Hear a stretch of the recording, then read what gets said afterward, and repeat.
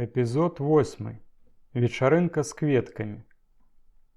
Злодзеі на камароўцы былі арыстакратыяй, але вуліца была тэрыторыяй хуліганаў. Паміж злодзеямі і хуліганамі існавалі даўнія антаганізмы. Навогул, хуліганы пабойваліся злодзеяў, хоць тыя і трымаліся сціпла, і было іх няшмат. Добры злодзей заўжды пагарджае хуліганам, альфонсам і старызнікам. Не ўступае з імі ў кантакт і адорвае пагарлівай назвай шпана. Хуліганнё для фірмовых злачынцаў элемент агідны і небяспечны. Хуліганы часта служаць паліцэйскімі інфарматарамі, псуюць рэпутацыю раёна дурнымі нападамі на мінакоў і дзікімі скандаламі на вуліцах.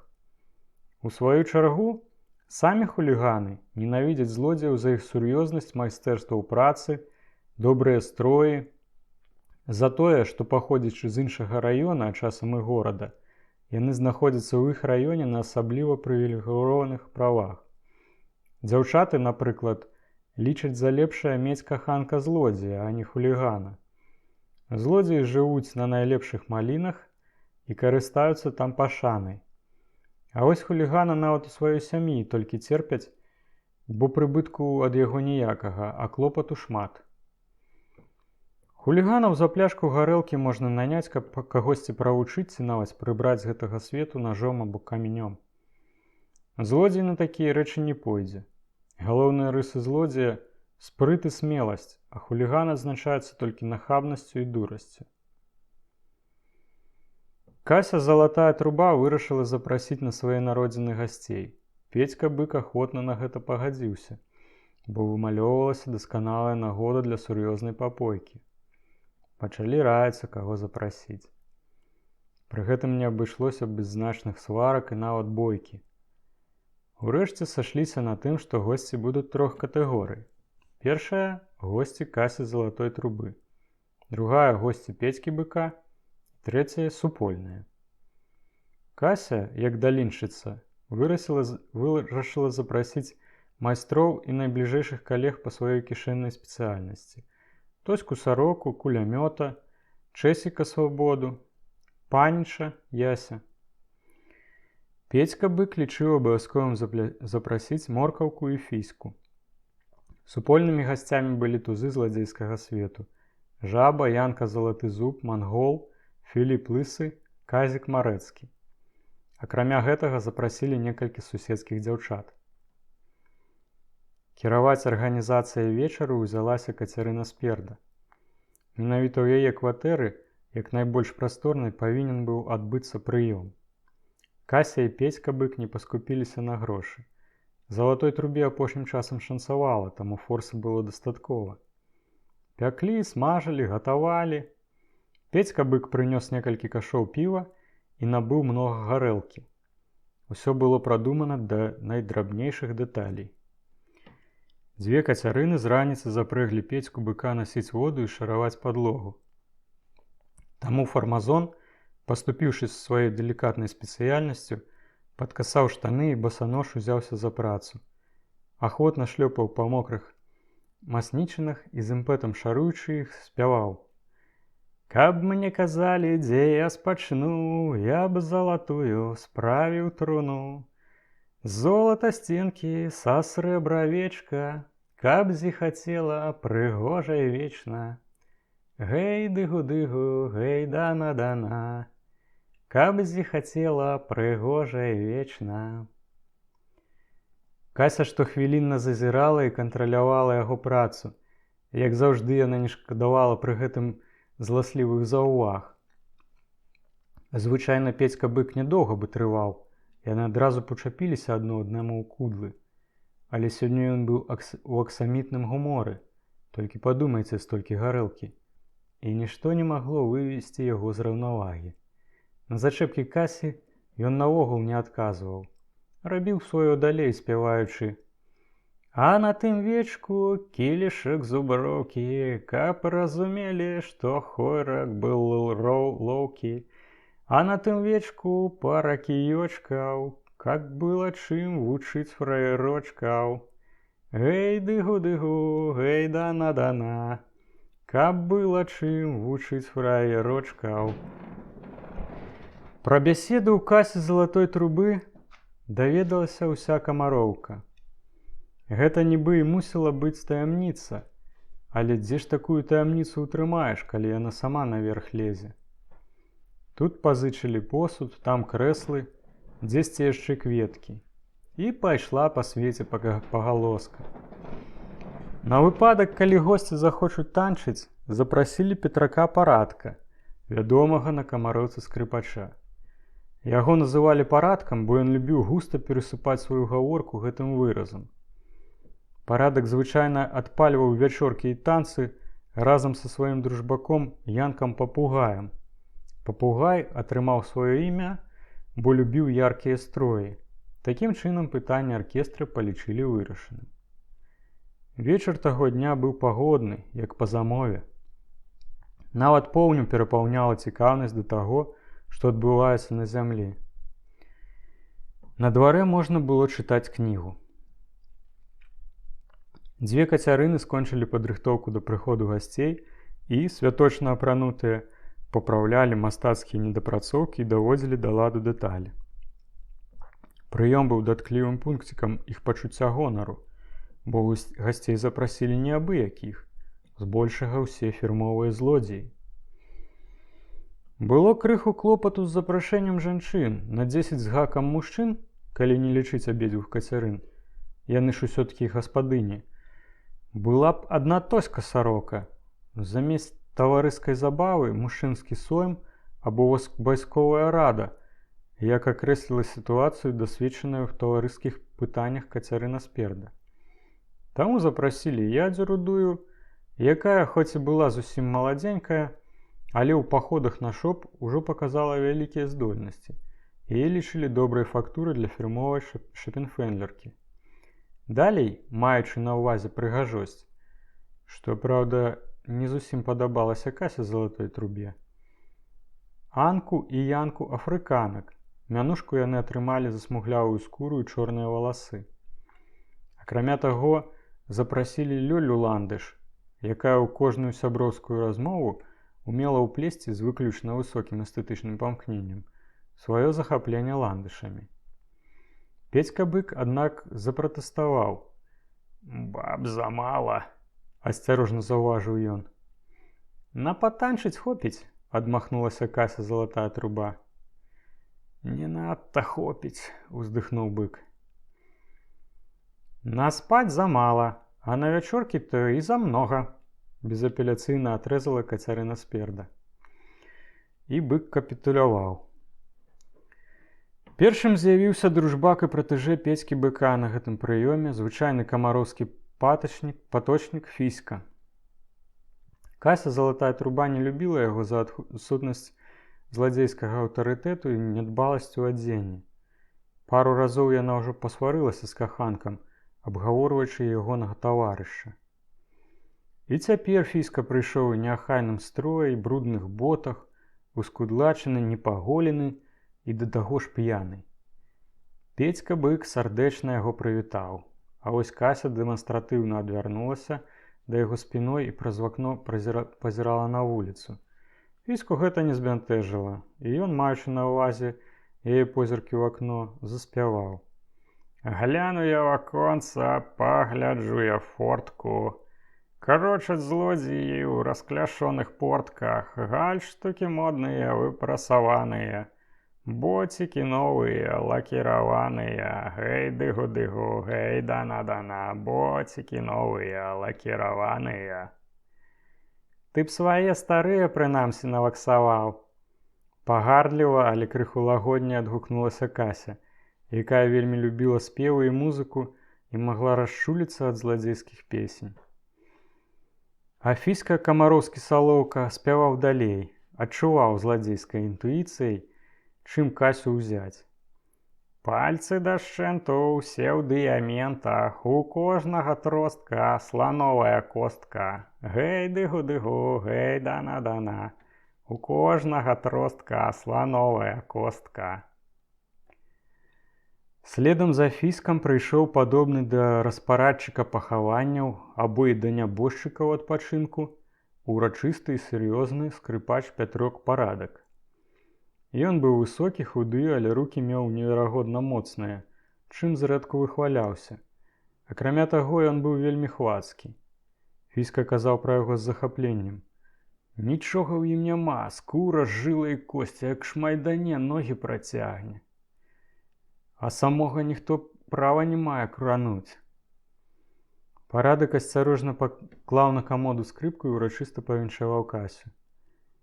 А дзе папугай? Спытала Кася, маючы на ўвазе гарманіста. Кірнуў сабе і спіць, бездапаможна развёў жалезнымі рукамі скрыпач. Я яго будзіў, а ніякім парадкам не ўстаў. Табакі яму ў нос напхаў. Таксама нічога. Як праспіцца, то прыйдзе. Ён любіць з такім парадкам пад гарэлачку граць. Вельмі шкада, расчаравана сказала Кася. Пасля прыйшлі Жаба і Чэсік Свабода. Наогул, Жаба не любіў свабоду, якога падазраваў у сацыялізме. Але неяк так склалася, што яны або жылі на тых самых малінах, або сядзелі ў тых самых турмах. Нават траплялі ў агульныя камеры. Пасля таго, як яго выкінулі з польскай сацыялістычнай партыі і адсеткі, Чэсік Свабода крыху зменшыў свой агітацыйны запал. Ён ведаў, што злодзеі ў сацыялістычных пытаннях чуйкай ветраць махлярства і абдурвання фраераў. Толькі цяпер, пасля прачытання вялікай колькасці нелегальных камуністычных выданняў, Свабода адчуў глебу пад нагамі. Проста знайшоў магчымасць выплысці з глыбінь зладзейскага існавання на паверхню нармальнага жыцця. Таму ён усляпую агітаваў за бальшавікоў, ажно пыл курэў. А вось Жаба, славуты варшаўскі злодзей, звонку быў тыпам такога буржуя, якога ўяўляюць сабе і малююць у карыкатурах бальшавікі. Жабу Кася Залатая Труба прыняла з асаблівай пашанай. Негаваркі, сур'ёзны злодзей мімаходным, але ўчэпістым ацэначным позіркам акінуў абстаноўку і адразу ж прысеў у куце канапы. Кася села з ім поруч. Пачалі размаўляць напаўголасу пра важныя зладзейскія пытанні. Тым часам Чэсік Свабода сабраў вакол сабе Петьку Быка, Фіську і Парадка. «Вось, напрыклад», – прамаўляў Свабода, тыскаючы пальцам Фіську ў грудзі. «Каб не буржуазія, не хадзі бы ў рызняку». Ён меў на ўвазе падраннае адзенне паточніка. «Ды ну, ты што гаворыш?» – падняў бровы ўгару Фіська і адначасова запытальна паглядзеў на Петьку Быка. Так, я табе кажу, кожны павінен прынамсі 3 строі мець». Раптам з дзвярэй раздаўся голас. «Чырвоны, зялёны і белы». Гэта прыйшоў Янка Залатызуб, які ўвесь час пакепліваў са свабодавай агітацыйнай маніі. Кася Залатая Труба ажывілася. Ужо 2 зладзейскія тузы ўшанавалі сваёй прысутнасцю яе прыём. Янка прывітаўся з прысутнымі і далучыўся да Жабы і Касі. Тым часам Чэсік Свабода гнуў далей, а Бык, Фіська і Парадак вымушаныя былі слухаць, бо не мелі іншага занятку. «Адзін строй павінен быць працоўны, але добры, другі штодзённы, першакласны, моцны і файны, трэці, што называецца, святочны, каб люстэрка усміхалася». «Такім парадкам, – адгукнуўся скрыпач, – то і святочнага і апрануць нельга». «Чаму ж гэта?» – здзівіўся Свабода. «Калі іх у святых няма, то якія ж святы?» «Іншыя святыя ёсць», – захацеў пахваліцца сваімі ведамі Бык.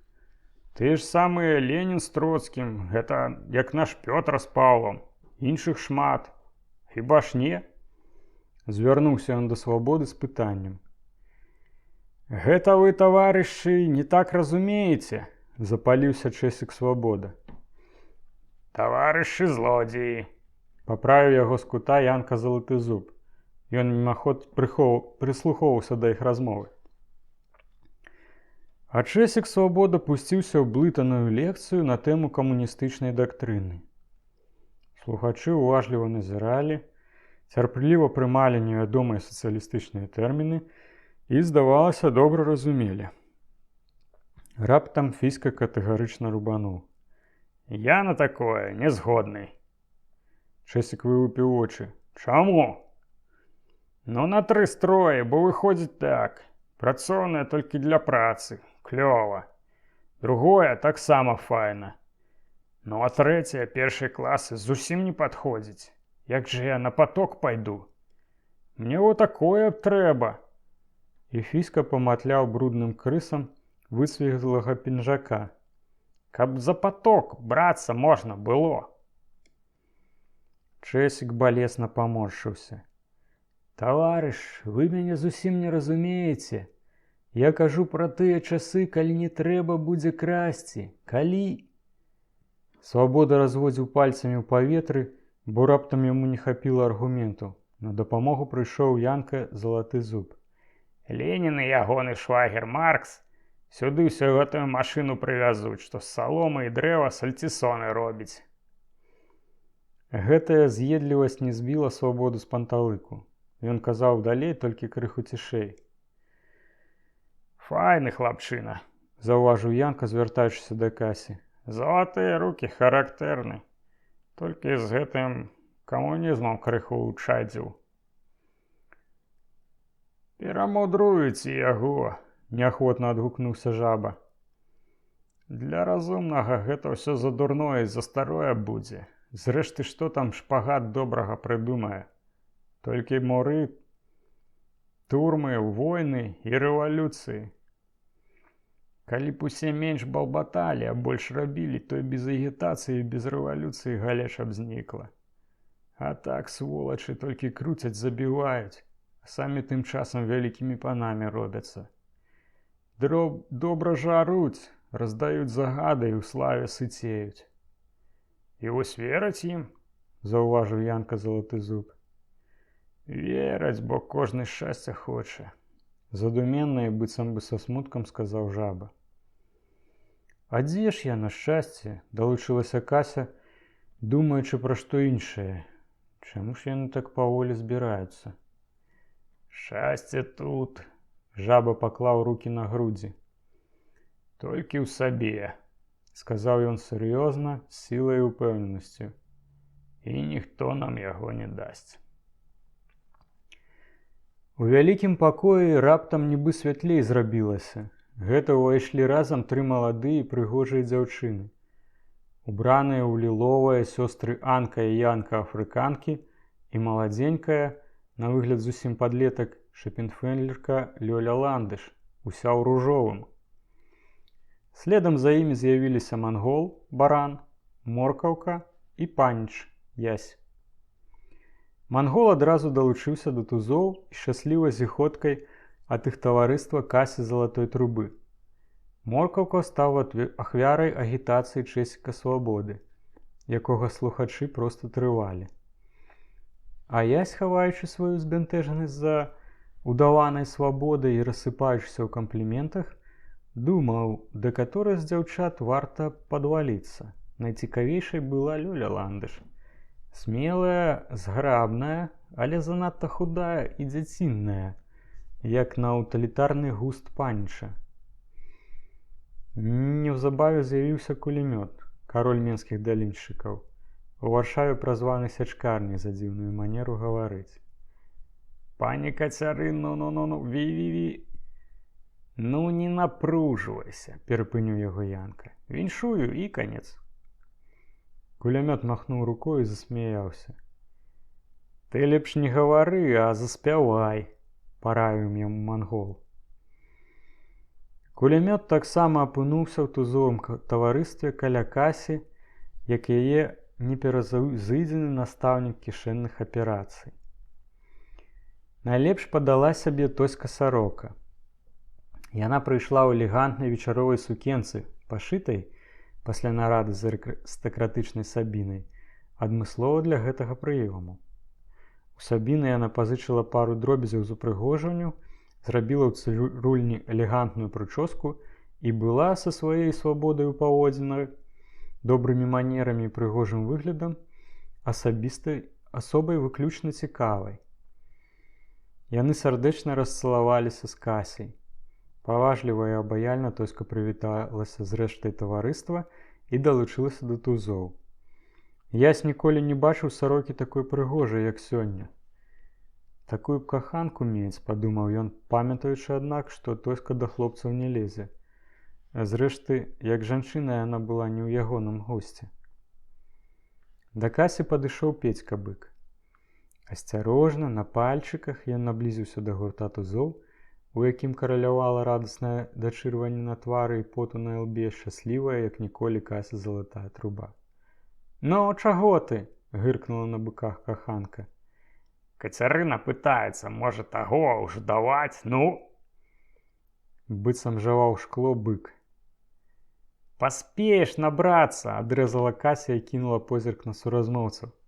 «Бачыце, так я яго трымаю!» Бык зусім збянтэжыўся. «Як хочаш!» – ён шчэс і збарвянеў. «Я ж нічога!» «Зрэшты, яшчэ ж не ўсе!» – крыху лагодней працадзіла Кася. «А каго няма?» – зацікавіўся Янка залаты зуб. «Філіпа лысага!» – салодка праспявала Кася. «Не варта чакаць, гэты заўжды спазняецца!» – вынес свой прысуд жаба. «У мяне таксама часу няма!» – дадаў мангол. Пачалі сядаць за стол. Цяпер усе ўважліва прыглядаліся адно да аднаго, асабліва да незнаёмых. Звычайна і мужчыны, і жанчыны найбольш цікавяцца жанчынамі, ацэньваюць іх і вывучаюць. Толькі прырода цікаўнасці розная. Мужчына шукае ў жанчыне добрыя якасці, а жанчына недахопы. Кася, усё больш пацеючы, рассадзіла гасцей. Месцы на чале стала занялі тузы, між імі быццам дарагія камяні.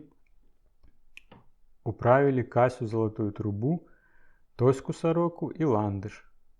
Падчас рассадкі прыйшла Ядзя рудая, прывабная дзяўчына з пышнай хваляй медных валасоў, прыгожым колерам скуры.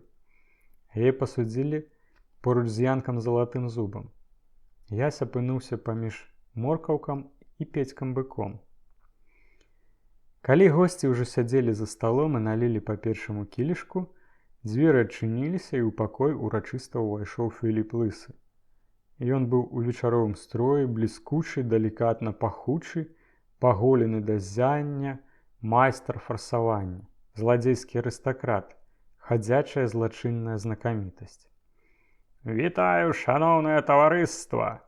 – урачыста і свабодна прамовіў Філіп.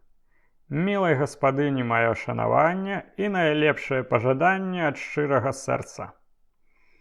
Ён пацалаваў Касіну руку, чаго злодзеі ў сваім таварыстве не робяць. Пасля згодна з этыкетам прывітаўся з жанчынамі, пасля з прыяцелямі. Жаба пры гэтым злёгку прыжмурыў вока і зірнуў на мангола. Абодва згодна ўсміхаліся. Яны цанілі Філіпа як злодзея, але іх забаўлялі яго ненатуральныя манеры.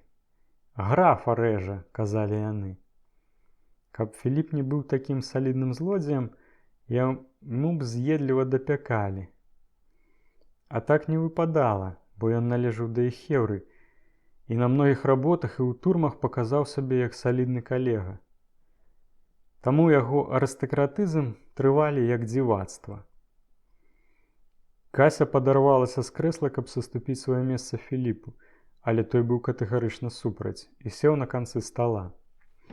Пасля агульных пратэстаў пытанне было вырашана. Крэслы ссунулі і даставілі яшчэ адно для Філіпа, паміж Касяй залатой трубой і манголам. «Ну, будзьма!» – прамовіў жаба. «Бо ад гарэлкі кілішкам патыхаць будзе!» І гарэлка шчодра палілася ў кілішкі. Скрыпач парадак сядзеў радам з гасцямі за сталом і піў, не саступаючы ім. Кацярына спереду абслугоўвала сабеседнікам, прычым мангол у свайму колішняму кватаранту і каханку прыносіла найлепшыя кавалкі. Жанчыны пілі гарэлку памяркоўна і крыху манерна, толькі Тоська сарока старанна падтрымлівала тосты і салідна, але эстэтычна ела. Філіп Лысы проста адпраўляў святочнае набажэнства.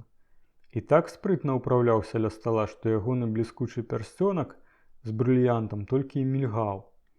Адначасова ён вёў таварыскую размову з Касяй і выразна заляцаўся да ядзі рудой, што надзвычай забаўляла Янку і жабу. Але дзяўчына даволі прыхільна з-пад цішка прыглядалася да Філіпа і нават некалькі разоў усміхнулася, што ўрэшце прывяло старога, чулага да дзявочай прыгажосці злодзея ў экстаз. Ах, каб толькі не гэтая подлая лысіна. Ясю, які сядзеў паміж моркаўкам і быком, не было з кім паразмаўляць, таму ён, не губляючы часу, піў і еў адначасова з цікаўнасцю, прыслухоўваючыся да размоў. Яго даймала жаданне памяняцца месцам з быком і сесці поруч з Анкай-афрыканкай. У той час, калі ў кватэры Кацярыны Сперды адбываўся ўрачысты прыём у гонар Касі Залатой Трубы, Ісай, знакаміты камароўскі хуліган, піў з 4 прыяцелямі ў скупчыцы Чорнай Ханны. Мінулай ночы яны зрэзалі ў балагулы шлём і гоя 2 складныя дашкі з брычкі і знялі з колаў гумы, прадалі ўсё гэта скупчыцы і частаваліся гарэліцай. Чорная Хана з ахвотай пазбылася бы іх, наогул ніякіх інтарэсаў бы з імі не мела, бо часта з гэтага вынікалі непрыемнасці. Але баялася, каб хуліганы не нарабілі яе вархалу, таму хоць і неахвотна, але прымала іх. Ісай калісьці быў мясніком, але ўвесь час краў мяса. Пасля некалькіх заўваг яго выгналі. Тады ён уступіў у артэль вакзальных насільшчыкаў, але і там доўга не пратрымаўся, штосьці скраў і трапіў у турму. Гетман камароўскіх хуліганаў быў высокага росту, плячысты і надзвычай дужы. Вочы ў яго былі злосныя, маленькія, шпаркія. На ўснах хітрая усмешка. Сябе ён лічыў вельмі разумным. Тым часам ён быў настолькі ж дурны, насколькі дужы. Таксама Ісай лічыў сябе злодзеем, бо і краў, і сядзеў у турме. Але злодзеі яго пазбягалі, бо амаль за кожны крадзеж ён трапляў у вулей. Неяк сталася так, што Ісай трапіўся на нейкім крадзяжы і ў паліцыі, калі яго ўзялі ў абарот, выдаў супольнікаў. Гэта канчаткова дыскрэдытавала яго ў вачах прафесійных злодзеяў. Ніхто не жадаў мець з ім справ. На камароўцы Ісай меў шырокія магчымасці праявіць сябе. Сабраў вакол сябе шмат сабрукоў і гойсаў у іх таварыстве, атручваючы іншым жыццё. Яны абкрадалі гарышчы, прыбудоўкі, кралі коз, курэй, нават бульбу са склепаў. Акрамя таго, яны тэрарызіравалі дробных злодзеяў, пераважна паточнікаў, і бралі даніну з іх работы. Амаль штодзённа Ісай знімаў дзесьці бойку, нават і без нагоды. Сябе ён не бярог, таму трапіць пад раздачу не баяўся. Ён паўсюль шукаў звады і скандаліў. Але калі загадзя адчуваў, што прайграе, то прыдзірак пазбягаў. Найлепшых злодзеяў таксама не чапаў, бо ведаў, што такі не дасць сябе зневажаць і, нават калі будзе нашмат слабейшы, адрэагуе нажом, а то і рэвальверам. Год таму Ісай на камароўцы быў канкурэнт. Гэта таксама быў хуліган, старавер Казьма Вялікі, пасля многіх непрыемнасцей выгнаны з дому бацькамі. Казьма саступаў Ісаю ў сіле, але ўмеў добра біцца на кулаках. Пасля першай бойкі з ім, калі ўрэшце іх разнялі сябры, крываўлены Ісай вырашыў адпомсціць. Ён завітаў да Казьмы з гарэлкай і сказаў так: «Нас тут двое, мы свае хлопцы, на што нам грызціся? Абодвум месца і фраераў хопіць, хіба не? Вып'ем во на згоду. Можа, яшчэ адзін аднаму прыдадзімся». Казьма быў легкаверны, не адчуў падступства. Ісай наліў шклянку гарэлкі і урачыста прамовіў: «За цябе, братка, за згоду». Казьма хітнуў галавой. Ісай выпіў гарэлку, напоўніў шклянку да краёў. «Трымай, братка, куляй за здароўе». А калі Казьма, сядзячы за сталом, паднёс да вуснаў шклянку і пачаў піць, Ісай устаў і з усяе сілы страшным ударам убіў яму шклянку і аскепкі шкла ў нос, губы, дзясны і рот. Пырснула кроў. Казьма глуха застагнаў. А Ісай загадзя падрыхтаванай кілаграмовай гірай, замацаванай на рамяні, пачаў наносіць яму раз'юшаныя ўдары. Казьма ўпаў на падлогу. Ісай біў, намагаючыся як найбольш скалечыць яго. І Казьму забралі ў шпіталь. Твар і рот у яго былі страшна знявечаныя, зубы выбітыя, пераламаныя рэбры і рукі. Яго доўга складвалі, зашывалі, цыравалі, лячылі. Урэшце ён выйшаў са шпіталя, але кепска валодаючы правай рукой і кульгаючы. Так Ісай пазбыўся канкурэнта. Цяпер ён са сваім штабам сядзеў у чорнай ханы і піў. У галаве яго ўжо круцілася, калі хтось з кампаніі пачаў распавядаць пра прыёмы Кацярыны Сперды. Чаго там толькі няма, і печанае, і смажанае, і варанае, марынаванае, а гарэлкі плаваць можна. І ў нас хапае, надзьмуўся Ісай. Хапае, але не тое. Там гэнныя розныя прысмакі і ромы найдаражэйшыя. А хто там ёсць? Спытаў Ісай. Адныя найлепшыя злодзеі. Ну і нашых дзяўчынак колькі. Абедзве афрыканкі, ландыш і там тая ядзька рудая. Кожнаму гонар у такім таварыстве бавіцца. Ісай яшчэ больш нахмурыўся, выпіў паўшклянкі гарэлкі і сказаў: гонар гонарам, а вось я як захачу, то ядзьку рудую іх забяру. Ядзька рудая была племянніца Ісая, але ані ейны бацька, ані ейная маці не падтрымлівалі сувязі з хуліганам. А калі Ісай колькі разоў наведаў іх на правах сваяка, прымалі яго вельмі прахалодна. Не надта ты яе забярэш, мае права гуляць, і госці абразяцца. На гасцей мне пляваць, а ядзьку забяру, такое права будзе. Не дазваляю, як дзядзька са швалю блытацца і канец. Такое маё права. Адзін з сябрукоў Ісая, таксама скандаліст, пачаў пад'южваць дружбака, хочучы падражніць ягоныя амбіцыі і выкінуць нумар. Ой, не атрымаецца, сказаў ён з чутным сумневам. Кароткія завароткі, яшчэ па башцы атрымаеш. Ісай запаліўся. А ось зраблю, мне толькі захацець. Не будзеш ты так рызыкаваць, бо можаш нагамі накрыцца. Пляузгаеш, хрен табе ў вочы, разлаваўся Ісай. Ты не кідайся, адказаў дружбак. Я табе па-добраму кажу, там жа фірмовыя злодзеі гуляюць. Фірмовыя яны толькі паветра псуюць, кіпеў Ісай. Вялікі парад злодзеі, і я злодзей.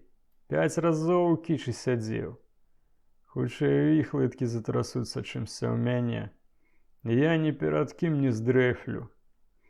Ну ты штукар, паблажліва сказаў дружбак. А вось пайду і ядзьку забяру. Усё больш разгараўся Ісай, куляючы чарговую паўшклянку. Праз пэўны час, уже добра п'яны, ён устаў і урачыста прамовіў прыяцелям. Вы тут чакайце, а я зараз туды пайду і ядзьку забяру. Вам я яе пакажу, пасля да мамкі адвяду. Хай і скуру злопяць, што са злодзеямі п'е. І Ісай упэўненым крокам з напышлівай мінай выйшаў з хаты. Ну і натаўкаюць яму каршэнь, сказаў адзін з рэшты хуліганаў. А хай не казырыцца, заўважыў другі. Атрымаю косці і добра, не будзе такім гарлапанам. Як відаць, сябрукі не надта клапаціліся пра свайго важака. Пілі далей, пакеплівалі з гетмана. Тым часам прыёмы Кацярыны Сперды працягваўся. Госці былі разахвочаныя, але не п'яныя. Часу было яшчэ досыць, таму напоямі і прысмакамі частаваліся не спяшаючыся. Некаторыя госці падмянілі месцы згодна з упадабаннямі. Філіп лысы апынуўся, да вялікага жалю Касі, поруч з Ядзяй рудой і сыпаў ёй кампліменты. Я сеў на месца Петькі быка бліжэй да афрыканкі. Колькі разоў уздымаліся тосты. За гаспадынь, за жанчын. Чэсік Свабода ў пэўны момант вырваўся са сваім тостам, устаў і ўрачыста прамовіў: «Жыве трэці інтэрнацыянал!» Усе здзіўлена глядзелі на яго. Не ўсе разумелі, пра што вядзецца. А Залаты зуб сур'ёзна заявіў: «Не трэба пужацца, прашу вас. Звычайна ён спакойны. Гэта яму гарэлка ў мозгі ўдарыла. Пачатак белай гарачкі». «Чырвонай!» – кінуў жаба. Але Чэсік Свабода не сумяўся ад такой рэакцыі на свой тост і пачаў тлумачыць: «Мы, як люмпен пралетарыі!» «Цьху! Глядзі, не падавіся гэтым выразам!» – сказаў мангол. «Павінны з асаблівай удзячнасцю ставіцца да Леніна і Троцкага. Яны дадуць нам магчымасць». Янка Залаты зуб устаў і, пераймаючы Чэсіка ў пафас, пачаў яшчэ гучней працягваць ягоную прамову. «Жэрці сечку, сядзець у турме, замест адзення насіць транспаранты і штандарты». Тост Свабоды быў адхілены. Тым часам Пятрок Парадак настройваў сваю скрыпку. Пасля заняў месца ля дзвярэй, дзе быў вольны кут. Пакуль не пачнуцца танцы, а бяседа зацягнулася, ён вырашыў зайграць гасцям проста так. Пачаў з марша. Граў ён зухавата, ахвотна, з прыемнасцю. Размова перапынілася, пасля стала зусім ціха. Калі Парадак скончыў марш, дзверы з імпэтам адчыніліся, і ў пакой, цяжка ступаючы, увайшоў Ісай. Ён перашкодзіў Парадку граць. Музыка сціхла. Прыхадзень стаяў і вылупленымі вачыма аглядаў таварыства. Некаторых ён ведаў, але не разлічваў убачыць так добра апранутых гасцей. Гэта яго збянтэжыла. Таму ён стаяў і маўчаў, водзячы вачыма па прысутных. «Дзверы зачыні!» – кінула яму Яся, якая пазнала хулігана і была непрыемна здзіўлена ягоным з'яўленнем. «У яго дома не было дзвярэй!» – адгукнуўся Янка Залаты зуб. «Карова з'ела, бо саламяныя былі!» Хтосьці пырснуў смехам. Гэта быццам абудзіла Ісая. Ён зрабіў яшчэ крок наперад і тыцнуў пальцам у кірунку Ядзі. «Ядзька, ідзі дамоў!» «Бо што?» – здзівілася дзяўчына. «Маці кліча!»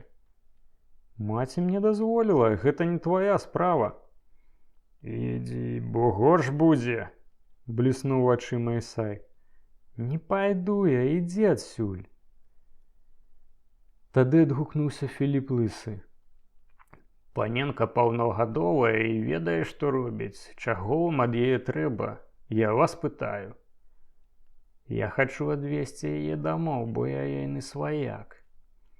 Ісай узяўся кулакамі ў бокі і з'едліва сказаў: «А скажыце мне, мой дарагі пане Філіпе, дзе ж гэта вы валасы згубілі?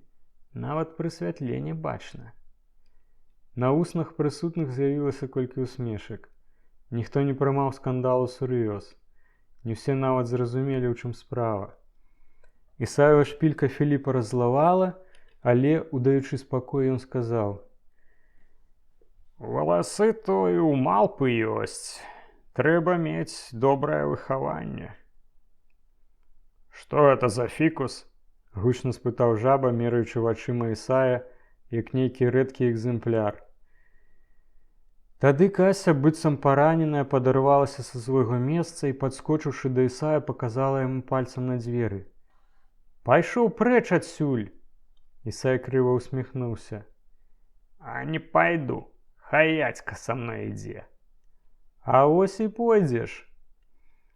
Тады з-за стала, нізка нахіляючы галаву, падняўся Петька бык. Ісай павярнуўся да яго. «Ты б хоць шапкай морду закрыў, такі брыдкі, што на ваніты цягне».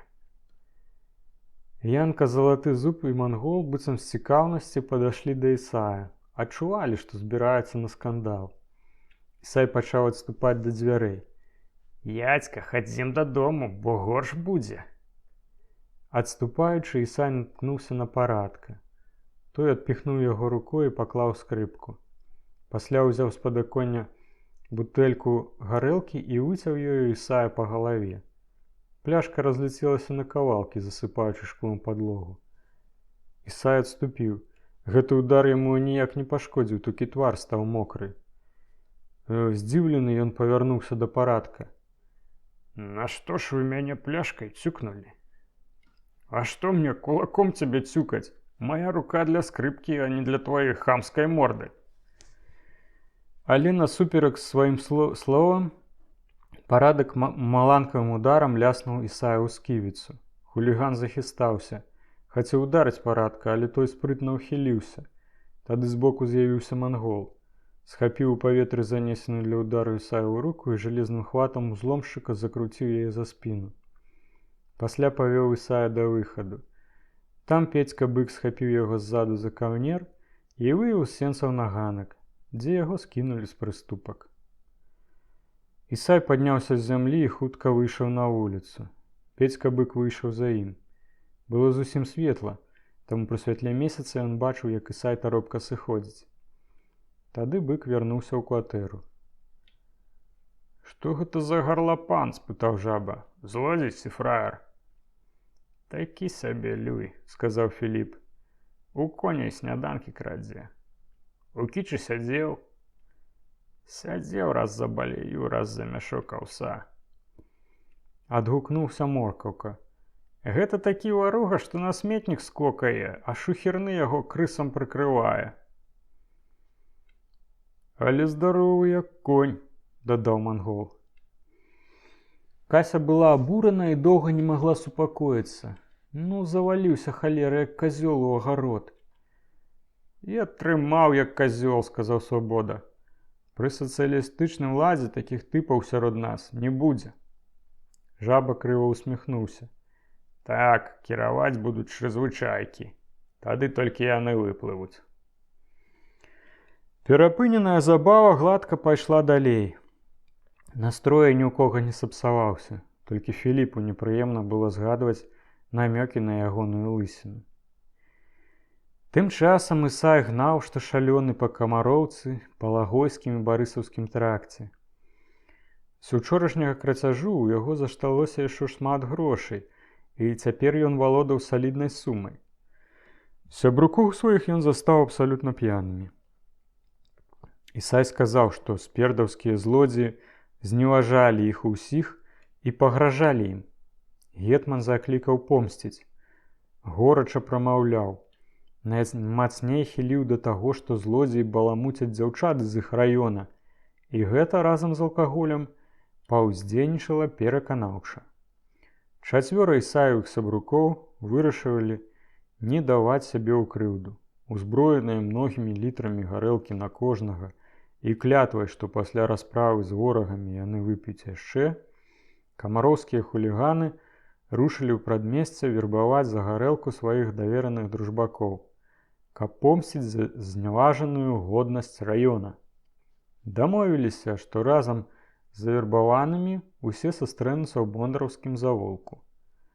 Хуліганы ахвотна рушылі збіраць баявыя групы. Праз гадзіну бондараўскім завулкам шпацыравала некалькі груп. Чакалі Ісая. Урэшце ён з'явіўся. Потны, расхрыстаны, ужо амаль цвярозы. З ім прыйшло 6. Разам сабралося 17 камароўскіх хуліганаў. Некаторых не засталі дома, але палічылі, што і тых, хто ёсць, будзе дастаткова. Тым больш, што ўсе мелі кіі і збіраліся застаць гасцей Кацярыны сперды знянацку. Ісай павёў сваю банду на ставок непадалёк. Кожны атрымаў па бутэльцы гарэлкі. Усе пачалі піць, закусваючы кавалкамі кілбасы. Пасля Ісай падняўся і, ікаючы, пачаў урачыстую прамову. «Браты, вы ведаеце мяне, а я вас. Ну нічога. Жывем, як жывем, але свае са сваімі. Так ці не? А тут раптам улазяць гэтыя хоракі і жыць не даюць. Каб гэта былі свае, камароўскія, а то навалач з усяго свету. Усіх дзяўчат збаламуцяць, нам адныя шлюндры засталіся. Усе лепшыя работы забралі, так ці не? Раздаліся галасы. Ну так, правильно з гэтымі ксютамі. За імі не дабярэшся. Нашы бабы для нас. Ісай вёў далей.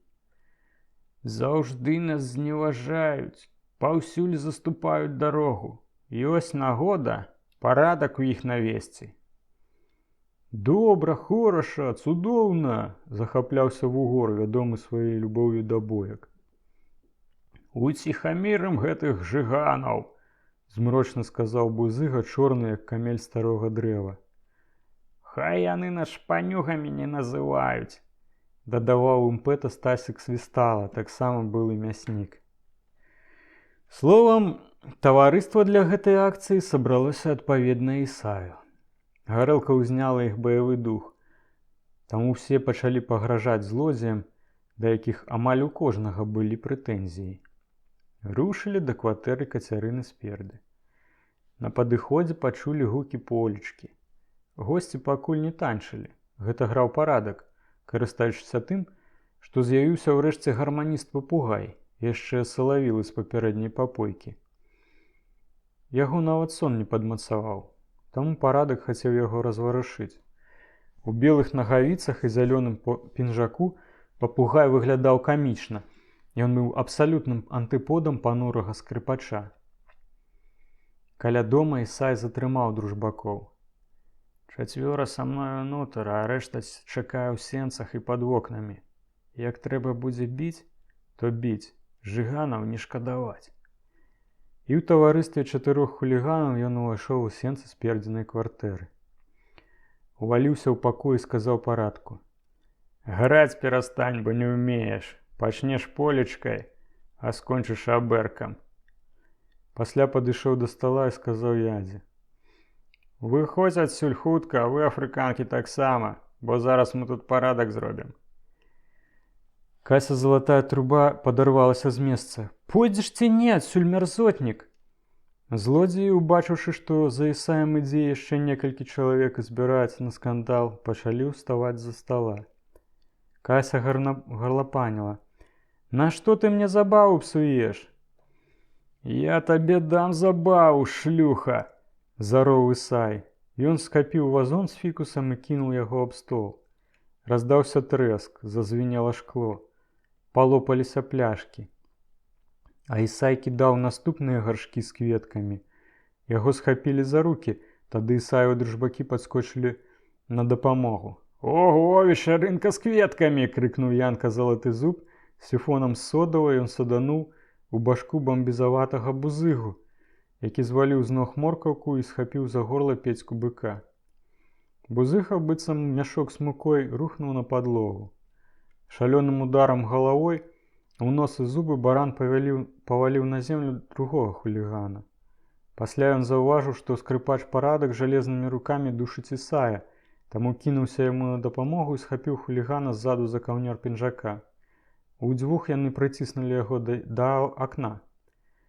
Ісай біў і пінаў парадка, але той не пускаў. Тады Філіп Лысы схапіў Ісая за ногі і падняў іх угару. Лопнулі рамы, і Ісай цяжка рухнуў на зямлю. Там яго сустрэлі ўдары сяброў. Яны пільнавалі пад вокнамі і не ведалі, што гэта іх правадыр. Ісай ускочыў на ногі.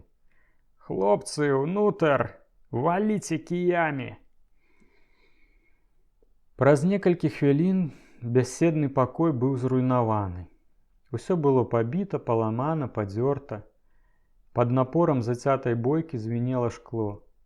Хуліганаў было 17, злодзеяў разам з парадкам і папугаем 11. Але злодзеі біліся смялей і спрытней, акрамя таго ім дапамагалі жанчыны. Кася Залатая труба шалела і кідала спусташэння, што тая віхура. Яна біла гаршкамі з кветкамі, пляшкамі, кусала і драпала. Скрываўленая, з ускудлачанымі валасамі, яна лютавала і траілася ўваччу. Тоська сорока, абсолютно спокойная, толькі бледная, трымала ў руках два відэльцы. Адным яна абаранялася ад атакі, а іншым біла ў рукі і ў спіну спляценага гуком з ясем хулігана. Той зароў ад болю, выпусціў хлопца і кінуўся на Тоську. Дзяўчына ўбіла яму відэлец у вока. Хуліган адной рукой схапіўся за вока, а другой магутным ударам у сківіцу кінуў Тоську на падлогу. Ён кінуўся на яе, рыкаючы ад болю і злосці. Тады ясь падфутболіў нагой яму ў твар. Хуліган бокам споўз на падлогу. Тут ясь атрымаў удар кіем ззаду. Ён абярнуўся да сцяны і падставіў руку пад другі удар, спрабуючы абараніць галаву. Сам ён быркнуў нападніка нагой у прамежнасць. Хуліган адпусціў кій і асеў на падлогу. Нават слабенькая Лёля Ландыш дапамагала злодзеям у бойцы. Раптам пагасла лямпа, і пакой патануў у цемры. Адразу ж пасля таго бляснула святло кішэннага ліхтарыка і грымнуў стрэл.